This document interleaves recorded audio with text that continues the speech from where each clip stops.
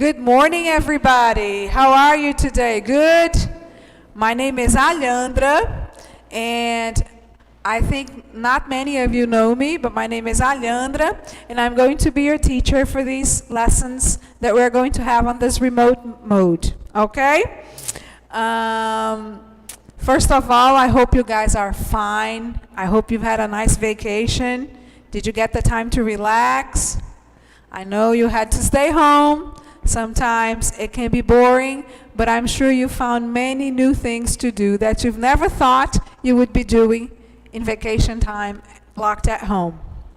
Hoping things will get better from now on. I'm sure they will, but as far as we're concerned, we're going to be together for the next classes so that we can study the English language, and I hope you guys can enjoy these lessons as much as I'm going to enjoy them. Our mediator today is going to be Renata, your coordinator. I'm sure you guys know her.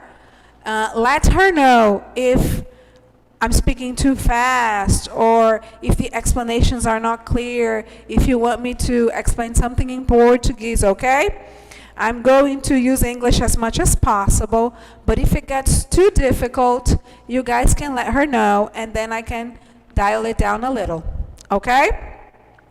One more thing, these classes are better the more we interact. I've made sure to introduce some apps and some activities in a way that you guys can interact more. Today we're going to try one, and then if it works out, next classes we're going to try more and more, okay? My idea is that we can be in touch. Even though we're not together here, I can get to know your answers, and I can get to know what you guys are thinking, and what's going to be difficult, what you find easy. So the more we interact, the better our lessons are going to be. So I hope you guys find ways to interact with me, and I promise I'm going to find ways to have your presence in my lessons, okay? I hope you are all there. How many have we got by now? Renatinha, estamos com quantos aí já? Okay. So anyway, make sure you guys interact. And when the time comes for us to use a different app, a different website, I'm going to tell you, and then we're going to see how it works out. Okay? The more the better. So let's get down to business. Today we're going to discuss a topic that's called Big Cities and Big Challenges. We're opening a new unit. And when it comes to living in big cities, I'm sure most of you, I believe, would prefer living in a big city than living in a small city. Am I right? So let me first answer this question. Do you prefer living in a big city, or would you like to live in a small city? Me, I'd rather live in a big city, even though it has lots of difficulties and problems, but I feel like it offers a lot. However, it also offers a lot of challenges. And this is what the text we're going to read is going to talk about, the challenges of living in a big city. Fortaleza is considered a big city, right? It has nearly 3 million inhabitants, but we have cities that go way beyond that. And the challenges can vary from pollution to traffic to crime, violence, whatever else. So first, Gabriel, can you move on, please? So, when you look at these pictures, I want you to consider, are these pictures from Fortaleza? Is Fortaleza this crowded, this big? And if not, in what cities would you expect to find this scenario?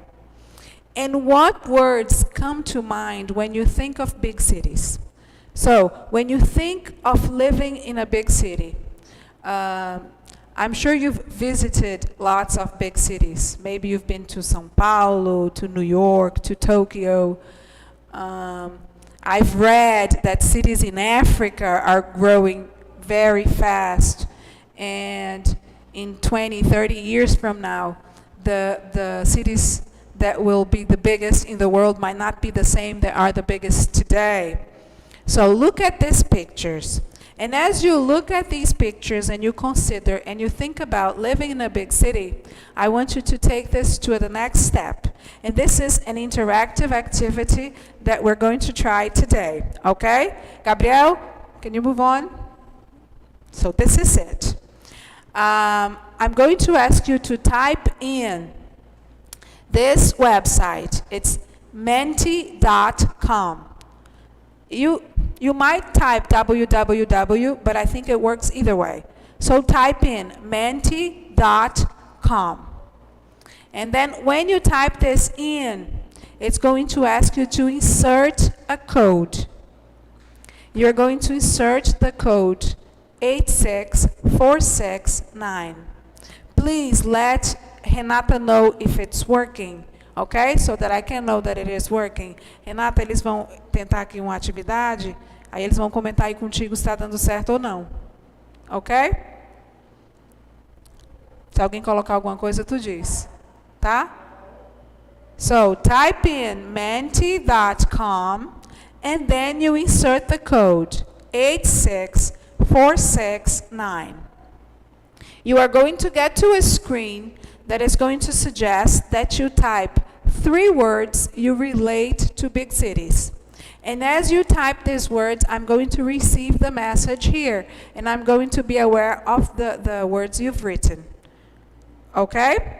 So 3 words. Gabriel, can you... Oh, agora o site. A telinha do site. Aperta em cima onde tem um Szinho ali embaixo. Aperta S. Aperta em cima. Pronto. Okay, so I'm waiting. I haven't got any messages yet. So type 3 words, the first 3 words that come to your mind when you think of big cities. If you're having difficulty to do so, let Renata know. I've got an answer! So someone has written tourism, skyscrapers, traffic, stress, crowd. I've got 2 answers. I want more. Come on. Different. Oh my goodness. 4 answers. Let's move on. You see that when a word is repeated, it's going to get bigger and bigger. Awesome, guys. Oh, this is fantastic. Okay, let me get more. And then we're going to discuss each one. Perfect. 9 answers. 10 answers.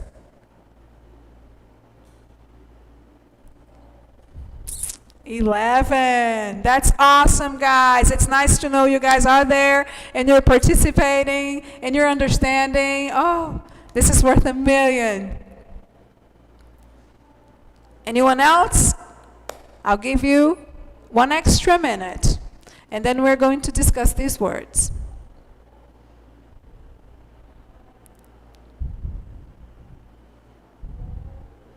This is awesome. I promise every class we're going to try something different in a way that I can hear you guys as if you were here. I've got 12 answers and I have 30 seconds left. If anyone else wants to add any responses. 14 answers. Great.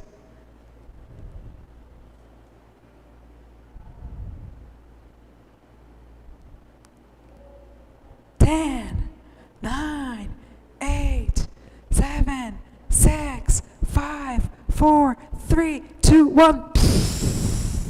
Forever hold your peace now. We don't have time left for more answers, but this is awesome.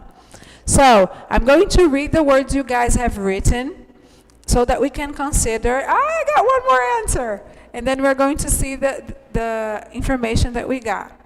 I see that a lot of people typed in buildings. Yes, when we see the pictures of a big city, we see lots of buildings. Someone wrote skyscraper. Now it's smaller because probably you were the only one. You can see that the words that were entered more often, they become bigger. So we have buildings, traffic, pollution, tourism and crowd as the biggest ones. And it's, of course, when we think of a big city, we remember the traffic jams. That's a big part of our stressful day, right? Driving in traffic jams. Pollution is a big problem in all big cities around the world. What else we have? Crowds, wherever we go. When you picture streets like 25 de Março in São Paulo, you can imagine the crowd you're going to find there. Some of you wrote different cultures, and this is awesome. Despite the fact that Fortaleza is a big city, we are now, in the last 10 years maybe, getting in touch with more different cultures, right? But before, we were a pretty homogeneous crowd. In cities like New York, you can people call New York a melting pot because you get people from all over the world and they are all mixed. And it's rich in culture, but sometimes it's also rich in conflicts, right? Because this difference in culture demands a lot of tolerance, and sometimes people don't have so much tolerance. What else do we have? Huge population, subway, yes! I love when I travel to a big city to take the subway. It's such an experience. And here in Fortaleza, we still don't have the underground subway, right? Which is fun to ride. Stress, yes, people who live in big cities tend to run a lot and to hurry a lot, and therefore we're generally more stressed than people who live in the countryside. Someone wrote cars, opportunities, good. There are also advantages of living in a big city. One of them is to have more job opportunities. This is the reason why many people migrate from small cities to big cities, because they find more jobs in big cities. So we can't forget that you also have more opportunities. Mall, yes, are you guys missing going to the mall? I miss going to the mall. But yes, big cities always have a lot of big malls. Okay, and then we get some words repeated, or because of a little difference, it appears separately, but it's pretty much the same thing. Someone wrote business. Perfect. Guys, have you enjoyed this kind of activity? Can we keep on doing stuff like this? Tell Renata yes or no, just so that I know if you enjoyed this and we can keep doing things like this. Eles vão dizer se eles acharam bom esse tipo de atividade ou não. Aí você vê aí se yes, yes, yes, or no, no, no. Okay? Okay, so why are we discussing these words in big cities? Because one of the techniques that you must use in order to read a text. Perfect, awesome, awesome. So the importance of discussing the topic before we get to reading a text, it's because one of the techniques you use for reading is prediction. Before you read a text, you should consider the topic, the title, and try to anticipate what you're going to read. Because if you're going to read a text about cars, the words you're going to find can be anticipated. The type of topic is anticipated, and it makes the whole reading experience easier. It's also important that you remember that in real life, generally, we don't read texts because we are ordered. Read this. No, in real life, we choose what to read. So anticipating the topic is natural. I read the headline and I say, oh, this is interesting, I'm going to read this. So trying to anticipate is a natural process. When we read in school, when we read as we study, because we are ordered to read, sometimes we forget to anticipate. And when we don't anticipate, the reading experience becomes so much harder. So we always have to experience the anticipation. So read the title and try to anticipate the topic. So this is what we were doing. We were anticipating the topic of the reading, okay? Perfect, guys. So now let's move on. For the sake of anticipating, we're also going to see a small video. But this is the introduction of the text we're going to read. The cities of the world are growing at an astonishing rate. Half of humanity, 3.5 billion people, lives in cities today. And 5 billion people are projected to live in cities by 2030. And the most challenging issue is how to make cities inclusive, safe, sustainable, and resilient. Nowadays, 1 out of 4 urban residents live in slum conditions. You guys know slums, right? Slums are favelas. Furthermore, 2 billion people do not have access to clean water, sanitation, and other basic human services. This is a reality that must be changed. What can we do to help? The first step is to get in touch with this harsh, difficult reality.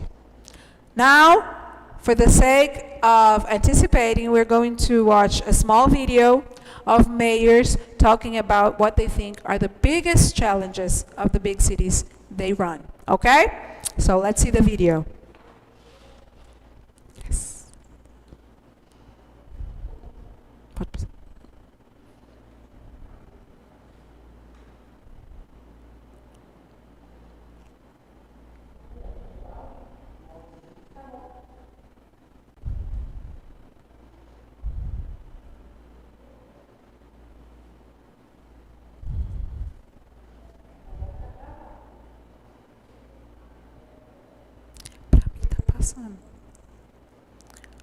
Are you guys watching it, or is it stopped for you guys? Let Renata know.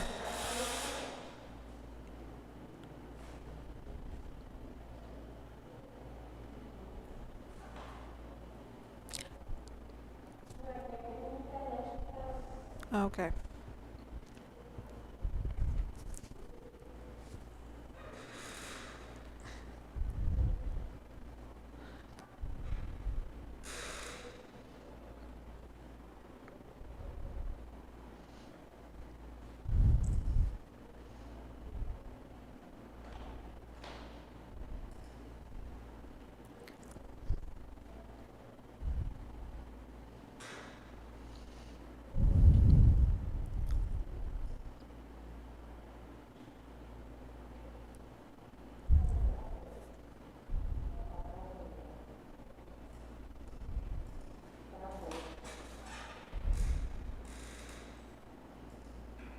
Now.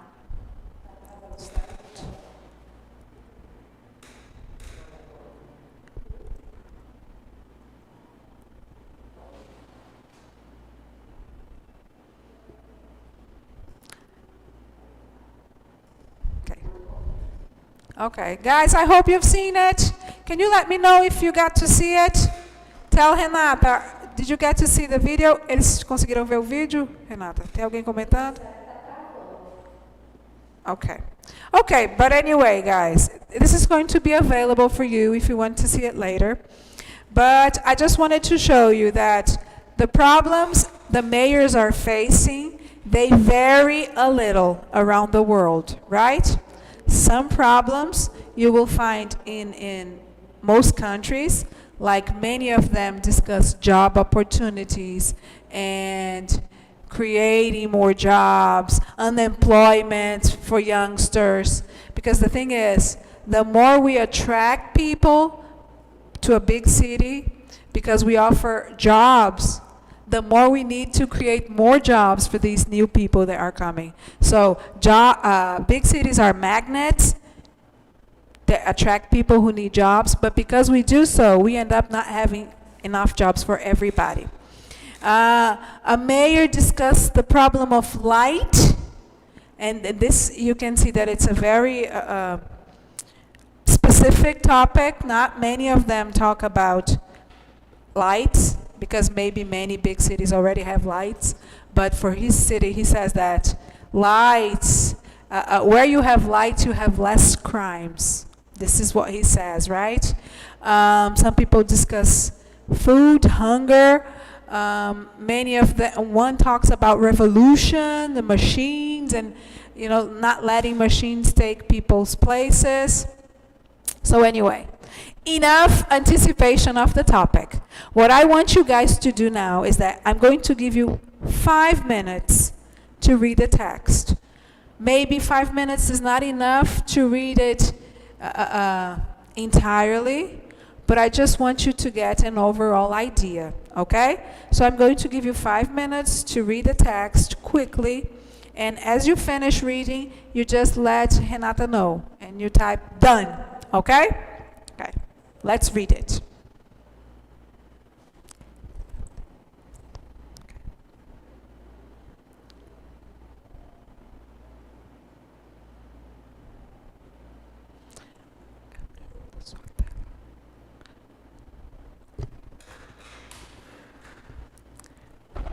Só a tela agora, não precisa nem colocar nada.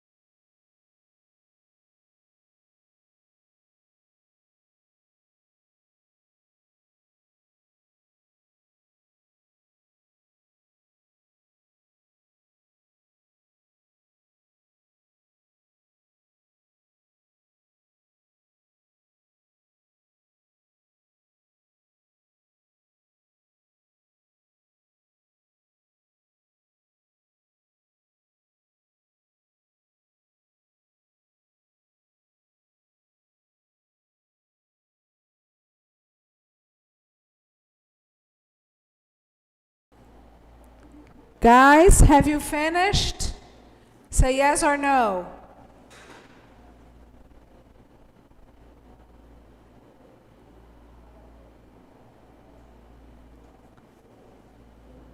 Have you finished?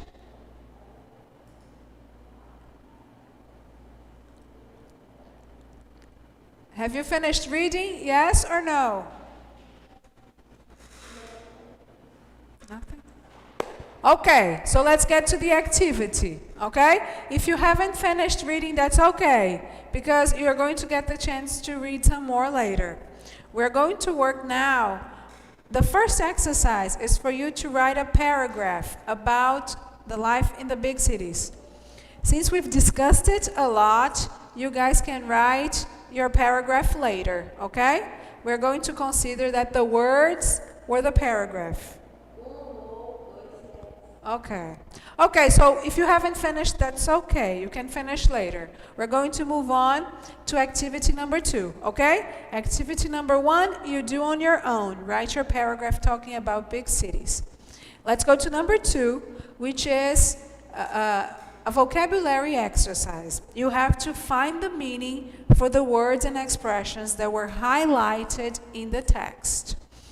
You're going to use a dictionary. Because you guys are online, you can use an online dictionary. That's fine, that's perfect. But if you'd rather use a printed version, that's also fine. And instead of doing the whole thing at once, we're going to do it one by one, okay? I'm going to give you a few seconds to do letter A, and then we're going to discuss letter A, and so on, okay? So let's start with letter A. I'll give you guys 30 seconds to look up this word in the dictionary, and then we get back to discuss it. The word is throughout, okay? Throughout.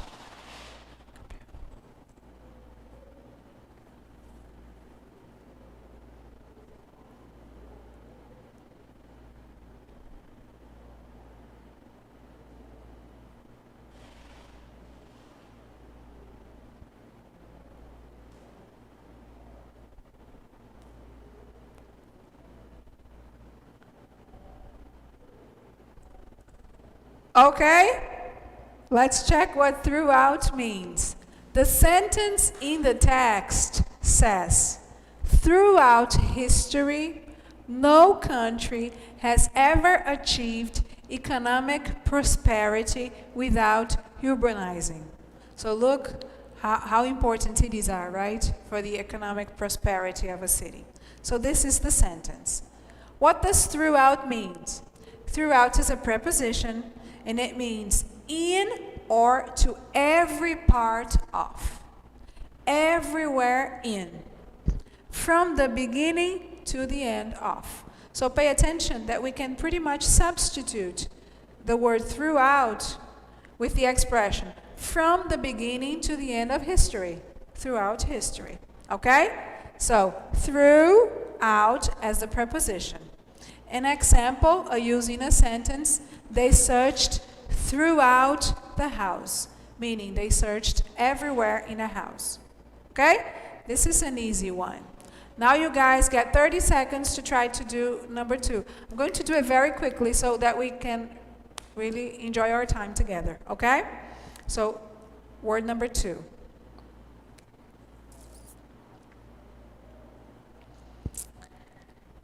Word number 2 is patterns. I'm already showing the answer, so I'm going to move on. You guys can follow me, okay? And then in the end, you can take your time to really look for these words in your dictionaries, okay? But in order to keep our class going, I'm going just to show you what they mean, okay? So, pattern. We can see, the sentence in the text is, we can see that current urbanization patterns are largely unsustainable. Patterns, when you're talking about fabrics, about clothes, about places, patterns mean the way something is decorated, right? So when you have a decoration that repeats a certain format, a certain shape, you can say that there you have a pattern, right? But in this scenario, we're not talking about fabrics. We're talking about the cities, right? Urbanization patterns. So pattern, in this sense, is a noun. Why is it important to know that it is a noun? Because it will tell you a lot on how you can use the word. When it is a noun, it accepts adjectives, it accepts articles. So when it is a noun, you expect a certain kind of behavior of the structure. It can be singular and plural, right? So pattern is a noun. And the meaning is a combination of qualities, acts, tendencies, etc., forming a consistent or characteristic arrangement. So the same way in a fabric, a pattern is having a certain structure, a certain shape that repeats itself. In behavior, pattern is having a certain characteristic, a certain tendency repeated so many times that it becomes a pattern. You can expect the way something is going to behave if it shows a pattern, right? So, for example, in the expression, the behavior patterns of teenagers, you are going to consider a pattern if it is something that you can see proven in many different scenarios. If it occurs to most teenagers, then you have a pattern.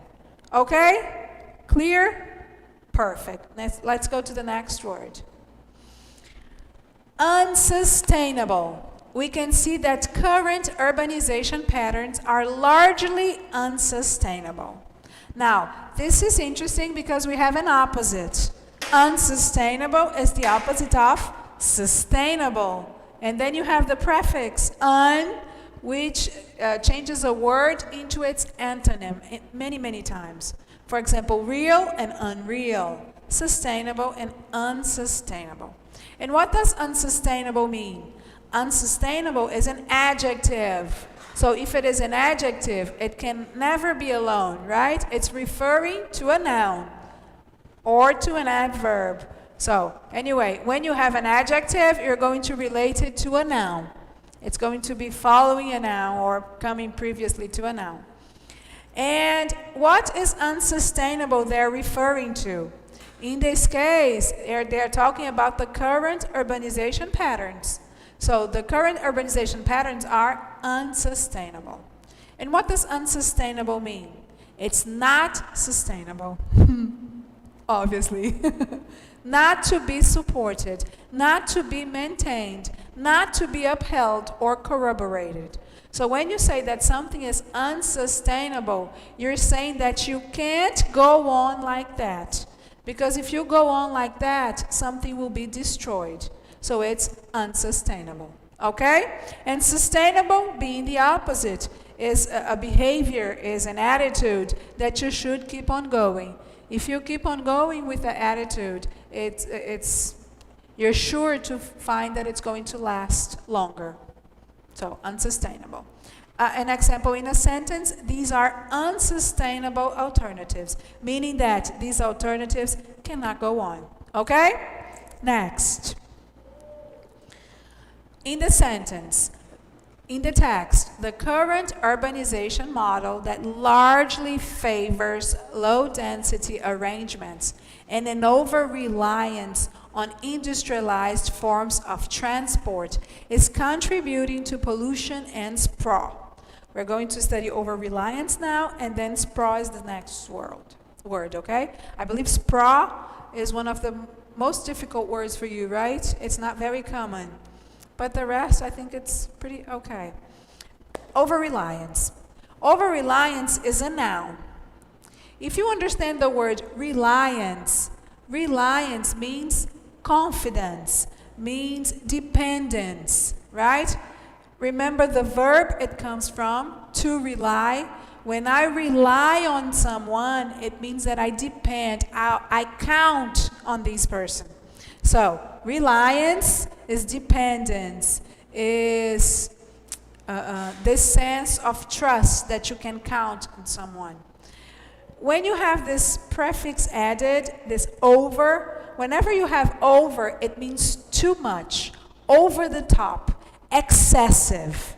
So when you say it's overestimated, it means that we expect too much out of something, and it isn't that much. It would be the opposite of using under, right? Underestimated is when you don't estimate enough. Overestimated is when you estimate it too much, over the top. So over-reliance it's a noun that represents the idea that you count too much on something. It makes it unsustainable, right? It can't go on because you are relying too much. So over-reliance is a noun, and it means excessive dependence on or trust in someone or something. So an example, an over-reliance on technology. Nowadays, we live a lifestyle where we over-rely on technology, right? When you have a blackout in the city, the feeling you have is, oh my God, I have nothing to do because I cannot watch TV, I cannot use my computer, I cannot charge my phone, I have nothing to do. This is because we have the feeling of over-reliance on technology. Okay? Is it clear? Yes? Say yes to Renata. Renata wants to hear you guys. Next. If I'm going too fast, let me know. If it's too much English, let me know, okay? Renata is going to be in touch with us. So if you have anything to say, you tell her and she's going to tell me. But I'm moving on. If you have questions as well. The word sprawl, the one I mentioned. Sprawl is a noun, and it means the disorganized and unattractive expansion of an urban or industrial area into the adjoining countryside.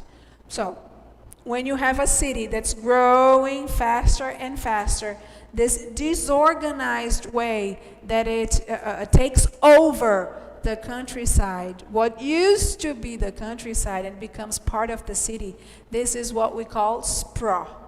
Okay? It's an urban expansion. It's a sprawl. An example, urban sprawl and chaos create many planning problems. That's why most of the big cities today, they're not planned. They just sprawl, right? They start to take over. The city becomes too small for all the people who live and work there, and it starts to sprawl. Okay? Perfect. Next. Urbanization should not be seen merely as a risk. Merely. Merely is an adverb. Now, whenever you find this ending, ly, in a word, and when it's added to an adjective, you know you are turning an adjective into an adverb, right? So that's why you have rapidly, you have slowly. So it changes an adjective into an adverb. And the meaning for merely is the meaning of just, only, simply. Gary, a silent boy, merely nodded. Only nodded. Okay? Perfect. Next. When thoughtfully arranged and managed, the process of urbanization itself can be a form of disruptive innovation. When thoughtfully. Remember that thought is what you think, right? So you have a thought. Thoughtful is an adjective. A person can be thoughtful when they consider the other person's problems, when they are sympathetic towards one another. So that's thoughtful. That's the adjective. And thoughtfully is the adverb that derives from the adjective thoughtful. So thoughtfully is an adverb. And what does it mean?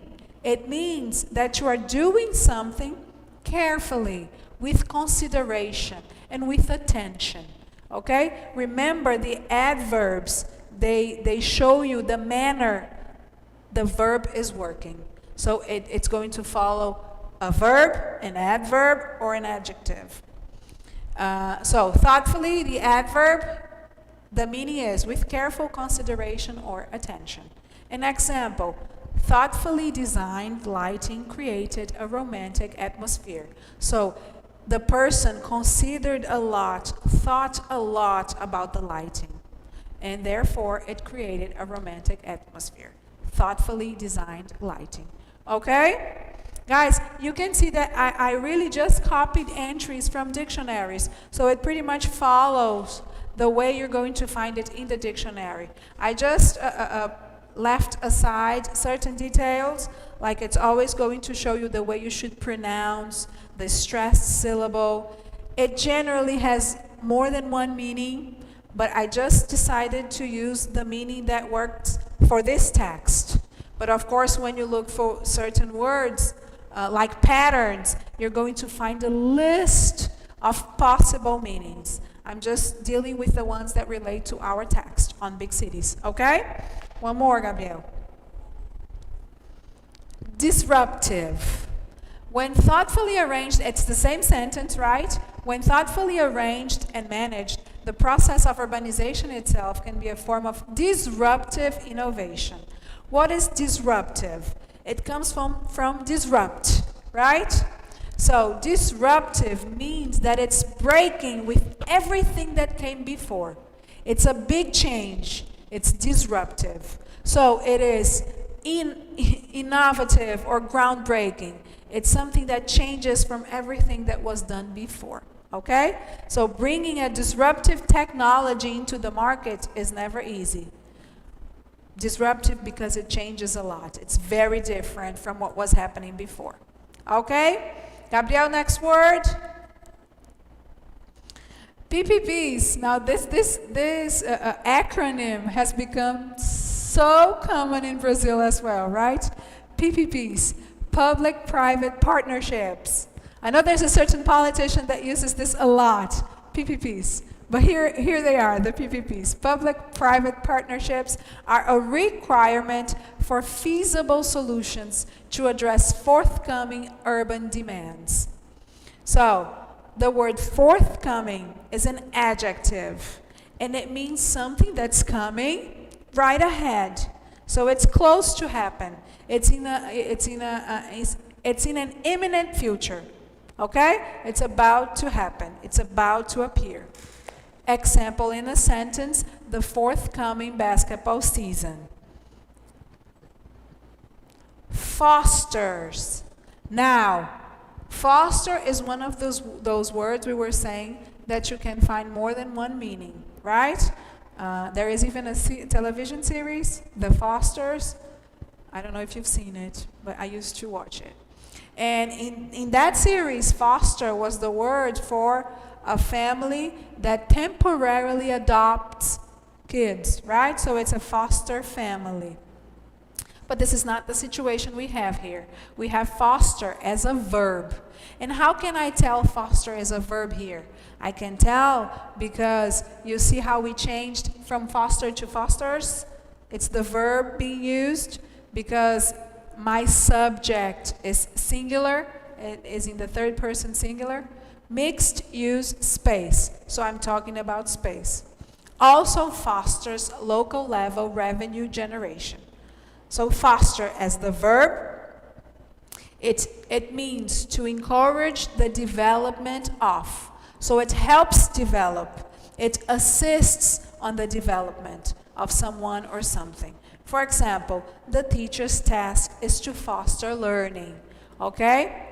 Guys, I'm sure we all could use a break right now to drink some water, to do something, to go to the bathroom maybe. So I'm going to stop for some minutes and then we will soon get back, okay? I want you all here and I promise I'm going to find ways for us to interact more. But if you have questions, if you want to ask something, if you want to suggest something, just type, okay? So let's go for a break and we'll be back in a couple minutes. Thank you guys, see you soon.